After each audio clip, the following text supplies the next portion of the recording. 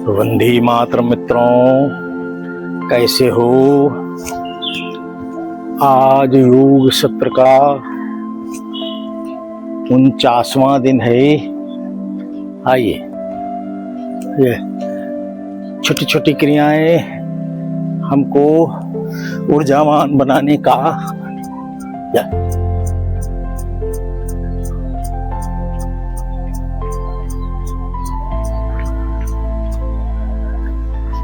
आइए।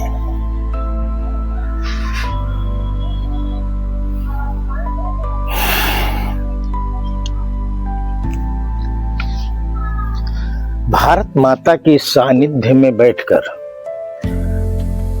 नित्य प्रति योग, आसन और प्राणायाम के जरिए ऊर्जावान बनाने का प्रयत्न। आइए,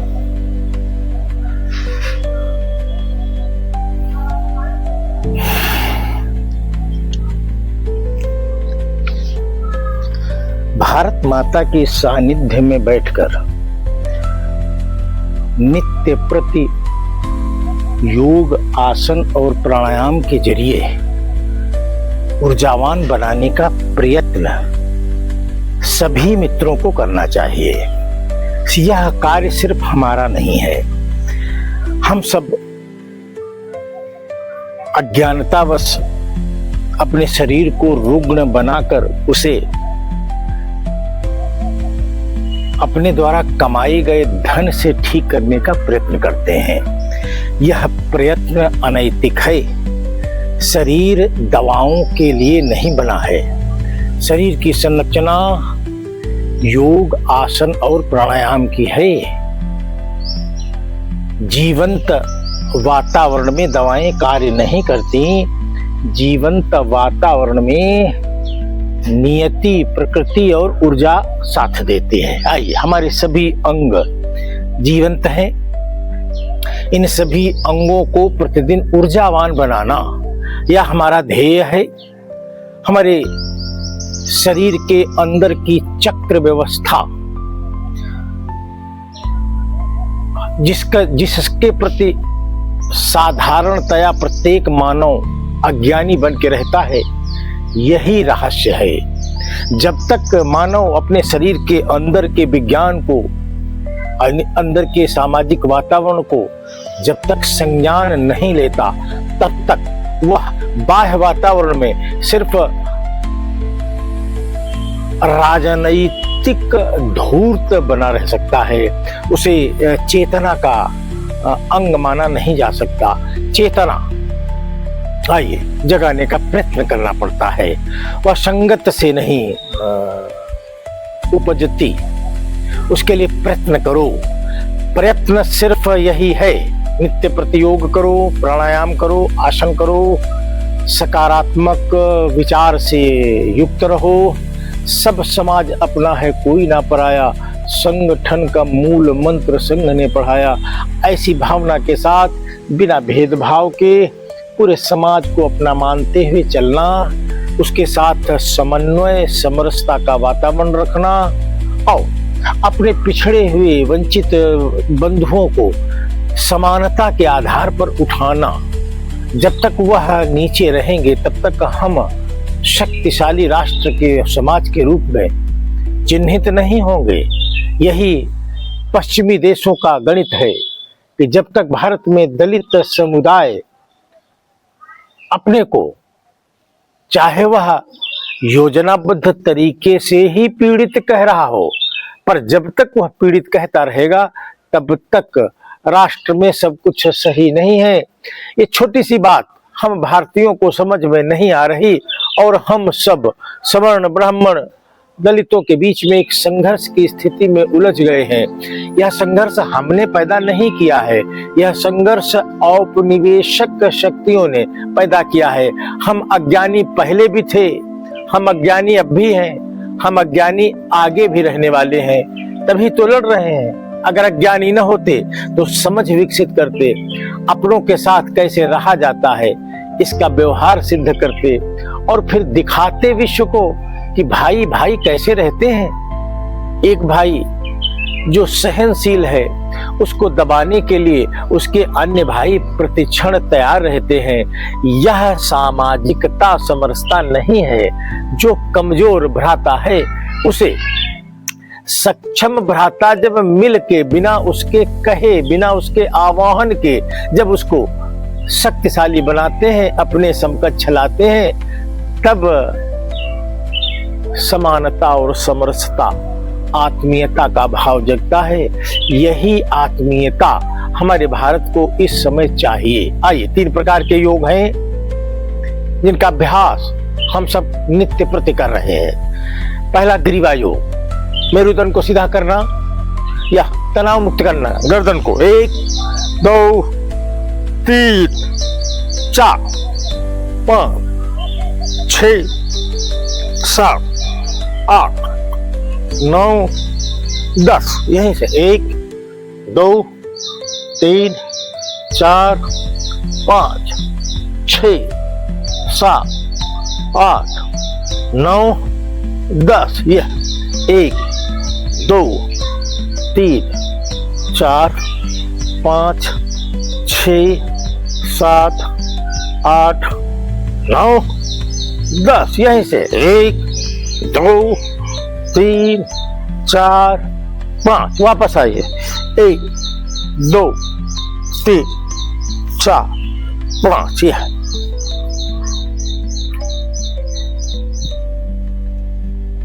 खींचिए खींचिए खींचिए।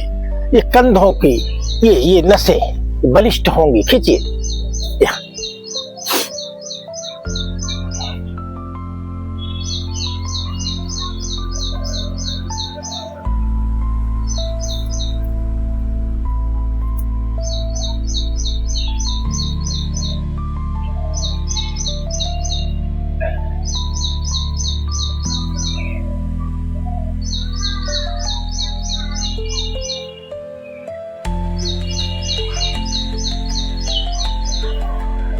मस्तक के मध्य बिंदु पर बाएं गदेली रखना, दाहिनी गदेली से आगे से पीछे की ओर धक्का देना।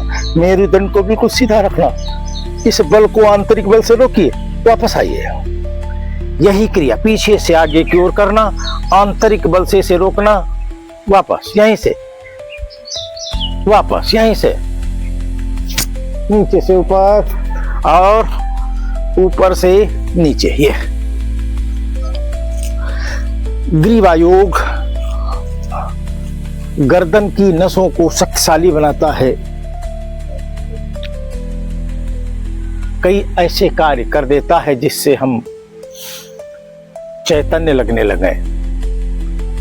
यह चैतन्य अवस्था प्राप्त करने के लिए प्रकृति के समन्वय के साथ प्रकृति के सानिध्य में आना पड़ेगा, उससे समन्वय स्थापित करना पड़ेगा। आइए,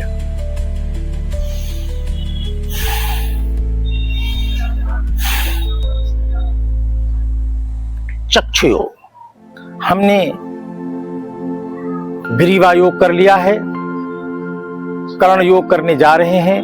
इसके बाद चक्षु योग आएगा। आइए, मस्तक के मध्य बिंदु पर ये ये ये ये ये ये ये ये ये ये ये खींचिए, ये खींचिए, खींचिए, ये वाह वाह वाह।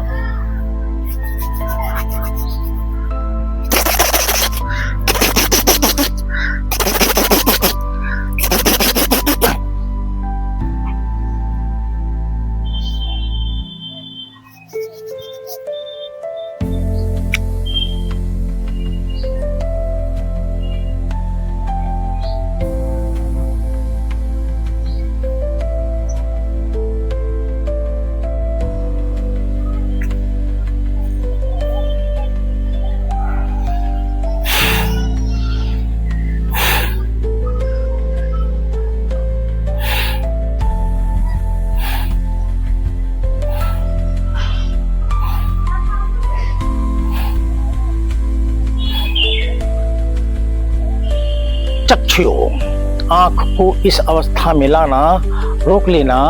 आंख की पुतली का व्यायाम करेंगे। नीचे ऊपर 1 2 3 4 5 6 7 8 9 10। 1 2 3 4 5 6 7 8 9 10। 1 2 3 4 5 6 7 8 9 10। 1 2 3 4 5 6 7 8 9 10। 1 2 3 4 5। वापस होइए। 1 2 3 4 5। आंख को बंद कर लीजिए। आंख में इस समय प्रचंड ऊर्जा ने जन्म ले लिया है। गदेली को गर्म करिए। गर्म गदेली को आंख के ऊपर रख लीजिए। अंदर ही आंख को खोल लीजिए।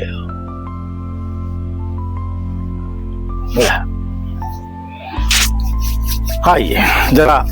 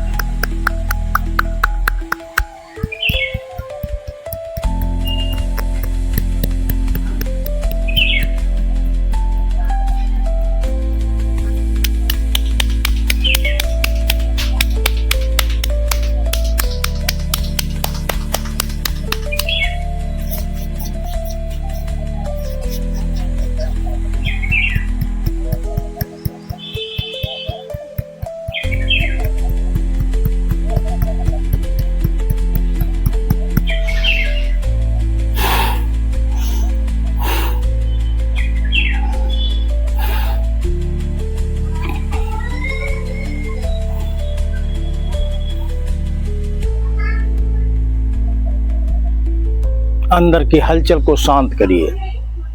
अब हम प्राणायाम की बेला में प्रवेश करेंगे। 5 प्रकार के प्राणायाम अभ्यास में ले रहे हैं। पहला कपालभाति,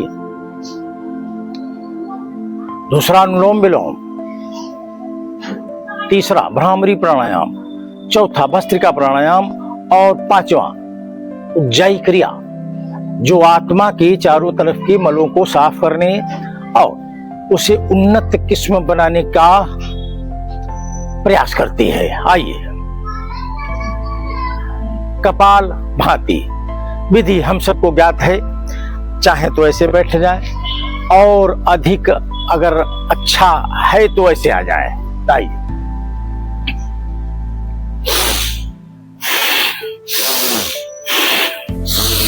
लंबी गहरी 5 बार श्वास लेना।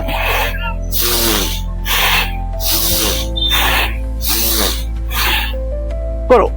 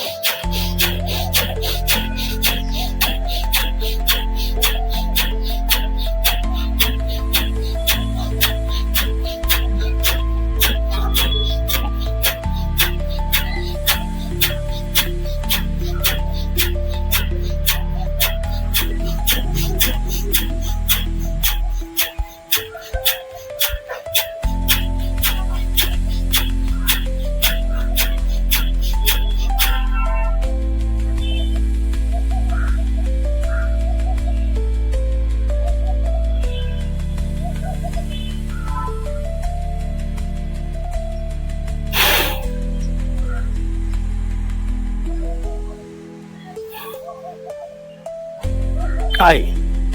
अनुलोम विलोम से होते हुए नाड़ी शोधन की क्रिया तक आई।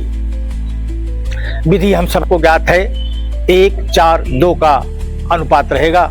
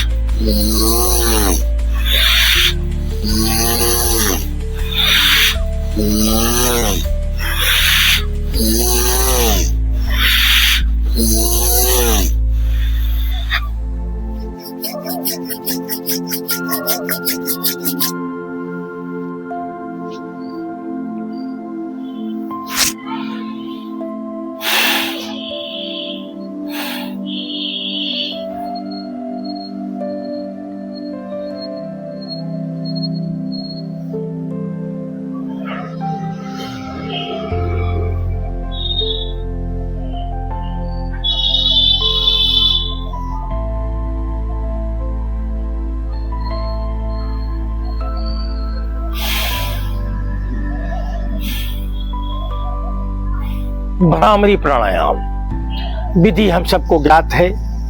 इसमें पारंगत बनना, इसको अपने शरीर पर जागृत करना। शरीर कोई भी प्राणायाम, कोई भी योग, कोई भी आसन हमें अगर प्रारंभिक चरण में अटपटा लग रहा है, हम नहीं कर पा रहे हैं, तो परेशान होने की, घबराने की जरूरत नहीं है। हमारा शरीर इन आसन, योग और प्राणायाम के निमित्त ही बना है। वो अपने आप शरीर को तैयार कर लेगा, बस सिर्फ प्रयत्न करते रहिए। प्रयत्न छोड़ेंगे तो प्रयास हमें अधूरा छोड़ देगा। आइए, भ्रामरी प्राणायाम विधि हम सबको ज्ञात है। आइए,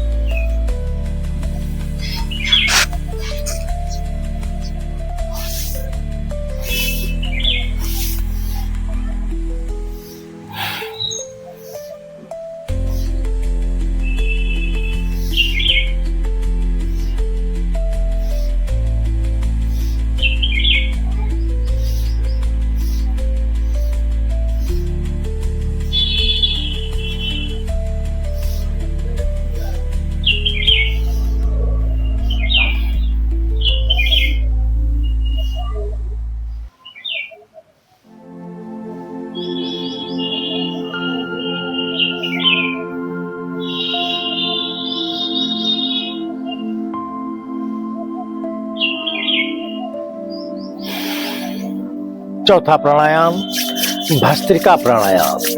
इसको हम सब 3 प्रकार से लेते हैं। तीनों विधियां प्रभावी हों, शरीर पर जागृत हों, परिणामदायी हों, ऐसा प्रयत्न हमें करना है। हम जब प्रयत्न करना छोड़ देते हैं तो सब कुछ छूट जाता है। आइए, पहली क्रिया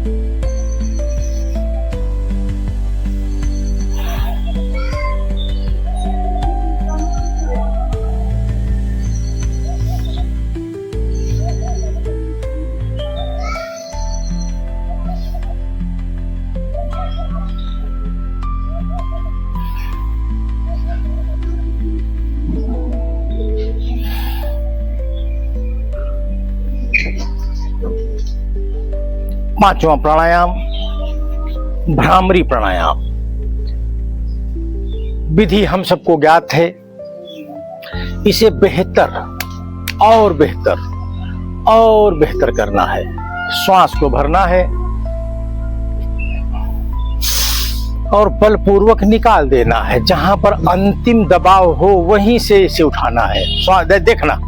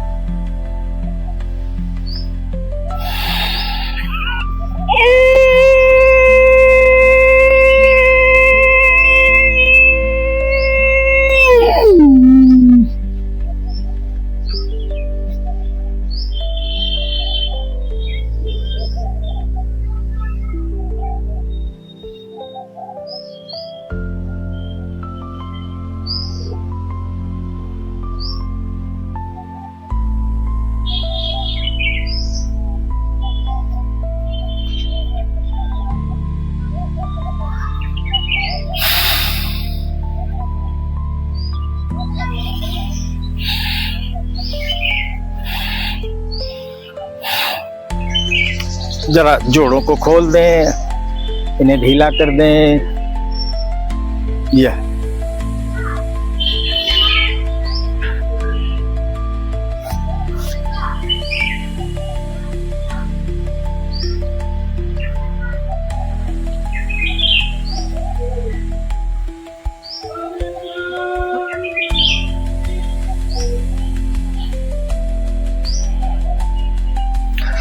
आइए अब मंडूकासन करेंगे।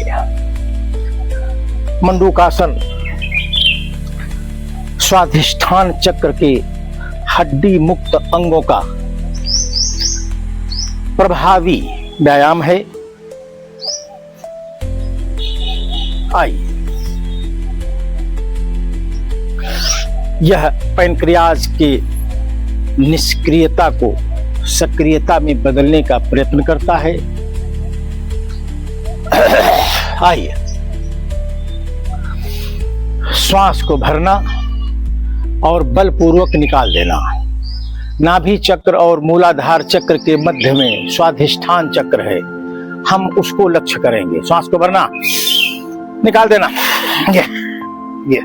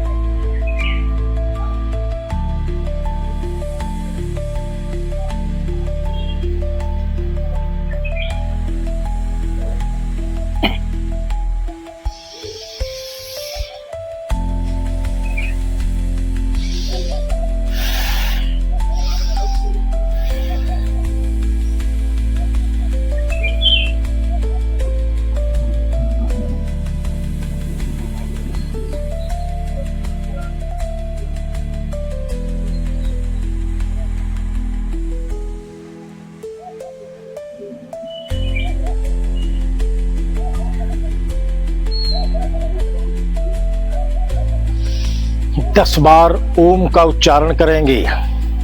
फिर ध्यान की मुद्रा में आकर आज के योग सत्र 49 यहीं पर स्थगित कर देंगे। कल योग सत्र 50वां आपके समक्ष प्रस्तुत होगा। 10 बार ओम का उच्चारण करो। ओम